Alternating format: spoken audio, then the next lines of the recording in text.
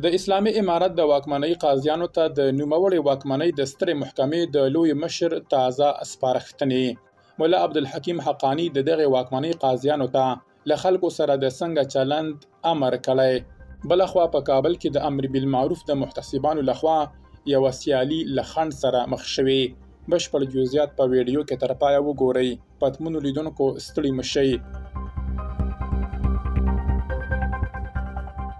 په کابل کې د اولمپیک اړوند د بدني ښکلا او فټنس یوې سیالۍ ته د طالبانو د امر بالمعروف ریاست مسؤلان ورغلي. د سیالۍ پروګرام یې ځکه درولی چې د دوی په خبره د لوبغاړو عورتونه له نامه څخه تر زنګانه پورې سم نه دي پټ شوي. چې څو اونۍ وړاندې یې دغه ویډیو ثبت کړې. زاویې رسنۍ ته یې ویلي سیالیو ته د امر بالمعروف د کسانو له راتګ وروسته پروګرام ګډوډ شو. ځینې لوبغاړي له نندارې ووتل او ټول زړه ماتي شول.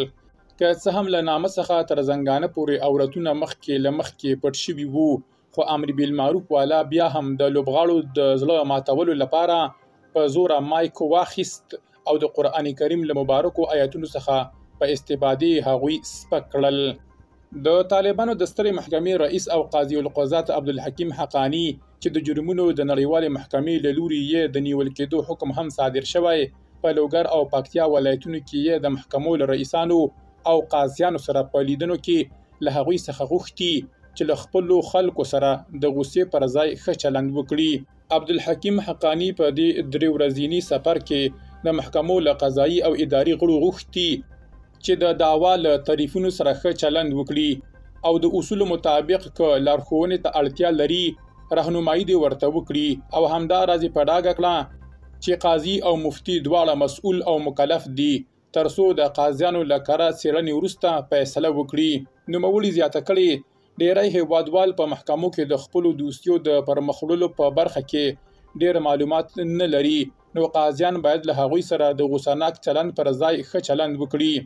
د یادونې وړ ده چې د طالبانو د سترې محکمې رئیس او قاضي القضات عبدالحکیم حقانی د بشر ضد جرمونو په تړاو د جرمونو د نړیوالې محکمې تر څار لاندې دی او دغه محکمې د روان کال د چونګښ پر 18 له هغه سربیره د طالبانو د مشر ملا هیبت الله اخوندزاده د نیولو حکمونه هم صادر کړي دي.